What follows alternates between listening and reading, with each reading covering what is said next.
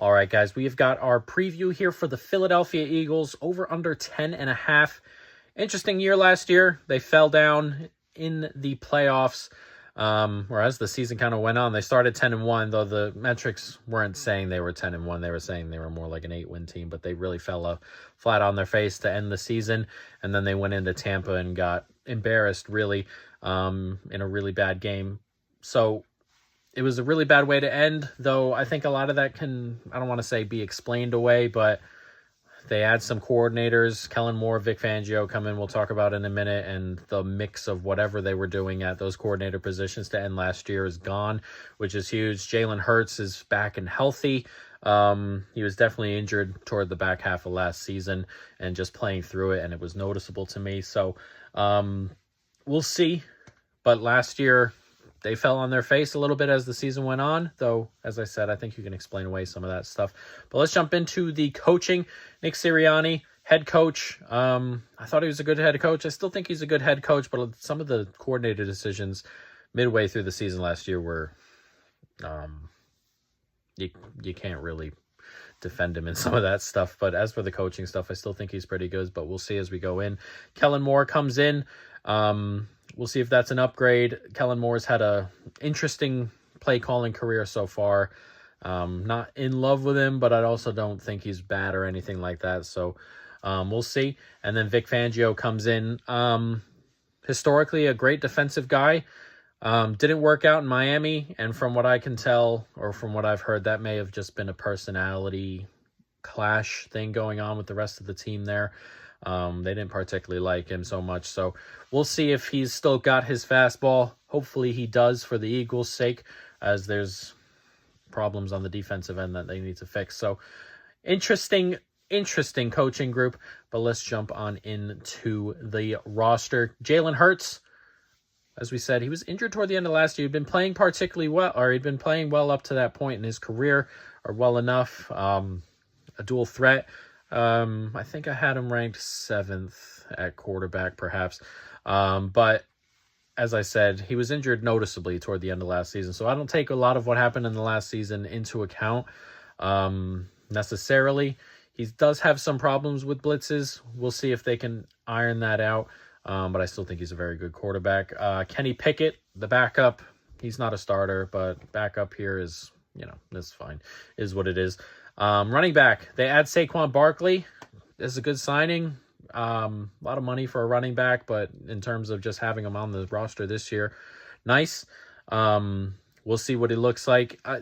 I think because he's constantly behind a bad line in New York that people think that's all it is, but Saquon's had a decent amount of injuries and he has slowed down a little bit. I know I'm not saying not to expect great things, because this Eagles O-line opens some huge holes. I mean, that was last year.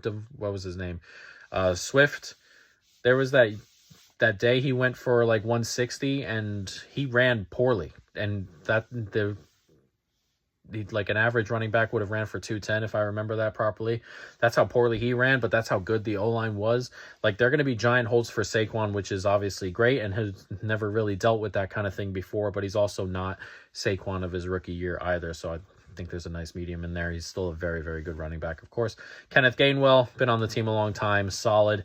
They drafted Will Shipley, who's been playing well in camp. We'll see what his snap count looks like. If he can get a couple snaps here and there, I think he will. But yeah, solid running back room. Wide receivers, interesting. A.J. Brown is elite. Devontae Smith is a top end number 2. And that's kind of it, unfortunately. They trade for Jahan Dotson, who's I was a fan coming out, but he just doesn't seem to have it to me. But we'll see, as he's not the primary or secondary guy here. If he's working better on third string corners or nickels or wherever, they may move Devontae Smith inside. But either way, we'll see if Jahan Dotson can make a step. Johnny Wilson, Britton Lovey, they've got a bunch of wide receivers on IR. It's really, really, really thin after the first two, but the first two are elite in their positions. So it's interesting. They got to stay healthy. They really can't fall apart at that position in particular. Tight end, it's okay. Dallas Goedert, Grant Calcaterra, Okwuegbunam, he has the tools, but he's never really put it together. Goddard's been solid his whole career. He was elite at one stage. He's solid now. And I don't see why he won't continue to be solid. So a decent room there. Offensive line is interesting. There are very, very good players on it. Mailata at left tackle is excellent. Dickerson at left guard is excellent. Lane Johnson, still excellent. So there are 3 positions, and at the tackles too, which is nice, where you have really, really good line play. The middle, Jason Kelce retires. I think it's a little bit overblown. I know there have been some things going around, like they won't be able to do the tush push and, crazy stuff like that. He's an excellent center, Kelce, but also Cam Jurgens has been really good at guard. He's been right next to him pretty much his whole career, and I don't think that drop down is the problem here. I think the big drop down is Cam Jurgens will move from right guard, and Steen will probably step in, and that's a step down if you consider what he's kind of put on tape so far in his career. So that's probably the step down. I'm not expecting some giant step down at center, but the rest of the line is really, really good. So I don't think the O-line has problems necessarily. Defensive line, pretty good still. I really love the addition of Bryce Huff. I think he can potentially have a better year than Reddick was having toward the end there. Really, really good. Josh Sweat is solid on the other side. They have Nolan Smith behind him, who's not really hit the ground running necessarily. Would like to take a step and have some extra rotation in there. The middle is interesting. Jalen Carter was really dominant at the start, but kind of fell apart with the rest of the team. So we'll see if that was just a morale thing, or if he really did come down just a little bit off that crazy start to the season he had. Jordan Davis, like him to take a step as well on the inside. So there's plenty of talent here, some young talent as well, and you hope they can all take a step and really, really push for a really good D-line. The talent's there, just got to make them do it, or they just got to do it. We'll see with Vic Fangio kind of helps there as well with some of his scheming. Linebacker unit is the worst on the team by margin. Nakobe Dean hasn't got going, has had injury problems, things like that. Devin White has had one good season, and that's kind of it. Zach Bond is played 4 years, less than 700 snaps, so this is a really bad unit. This is like a bottom 2, 3, 4 unit here. If Nakobe Dean doesn't come in and light it up, it's a really bad unit. Secondary, interesting to say the least. They bring back Gardner Johnson. He can play safety. He can play corner. Expect him to play safety here next to Reed Blankenship. They're both okay, both solid, nothing great. Avonte Maddox is back. I've seen him on the depth chart listed at safety. I think he'll play a bit of safety, a bit of nickel. We'll see as we go. But it's nice to have Avonte Maddox back for sure. Slay still has legs. Not who he used to be, but still talented enough to get the job done.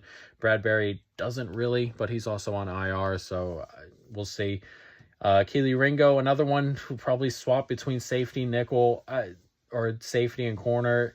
Interesting player, but needs a lot of work. They bring in a couple rookies too. Quinyon Mitchell, Cooper DeJean, interesting. I expect Mitchell to start in the secondary. Cooper DeJean's interesting. He's not had a ton of time playing, so he's just going to be a sub-package guy. I expect can play nickel, can probably play corner, safety, can play a variety of different positions, which comes along with a lot of the players in this secondary, which is good. But I think this secondary should step up from what it was last year, and hopefully Vic Fangio can help with that regard as well. So interesting secondary. I don't think it's as bad as last year's.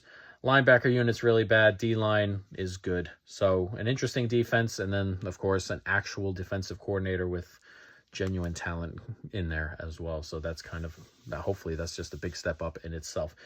But yeah, I like the team. I like the top end of the team. Love the O-line. Love the running back room. Love the top 2 receivers. Tight end room's decent. Like the quarterback. So I really like the team, and you're kind of just looking for things to mesh with the new coordinators, some rookies in some tough spots, whether it be, corner or something like that. So an interesting team with a lot of upside, in my opinion. Schedule. really interesting to start. They get Green Bay in that weird game in Brazil that nobody seems to want to be a part of. Then you have Atlanta at home, at New Orleans, at Tampa Bay. So you run through most of the NFC South to start the season, which is interesting. We'll get a gauge on kind of everything there. Then you get a really early bye and a really bad spot for Cleveland out of the bye as Philadelphia hosts them at home. That is, I don't want to say it's a scheduled loss. This is the NFL, but the scheduling and the play and the positions there are really, really bad for Cleveland. And then you get at the Giants, at Cincinnati, then home to Jacksonville, then at Dallas, Washington. That's an easy-ish stretch. Well, I don't want to say tough stretch, but those are all winnable. Giants, you're most likely going to win. Jacksonville at home, Washington at home are good games there for you. And then at Dallas, at Cincinnati are not easy necessarily, but you're not like 6-point dogs there, so they're winnable. And then you get this is a tough stretch here, at the Rams. Well, I guess it's 3 and 4 if you include Dallas. At the Rams, at Baltimore, after Washington. So you go at Dallas, Washington, at the Rams, at Baltimore. Then you have Carolina at home, Pitt, at Washington, Dallas, New York. So the dip down, or the end of the season, is really nice. Like, if you can get through, you get to the last 5 and say how many wins you're looking at? 6? If you're hoping for 7. I mean, there's a world where they start 5-0 to me. Even if I gave them 3 wins there, you win at the Giants after that, home to Jacksonville, Washington. So before you even get to those last 5, if you have 6 wins, those 5 are winnable. And we're talking about 11-win season, possibly 12 if everything works out the way you want it to work out. So it's an interesting stretch. But a really good stretch if you want to kind of fall into the playoffs there. Kind of just, I don't want to say ease your way, but you can probably keep everybody healthy. You pile up wins, and then you're into the playoffs at a home game. When you get Dallas at home, Giants at home, and then the home playoff game, that's a really nice, down stretch there. So really like that, how that leads into the playoffs as well. So difficult positions here on the schedule, but a really nice wind down into the playoffs as well that really helps you out. So I really like this team. I'm not in the camp that this team falls off. I'm not going to add any bets. We have bets already. We have a bet on them to win the division, a bet on them to win the conference, and a bet on them to win the Super Bowl. So we're pretty high on Philadelphia here. And that is our preview for the Eagles.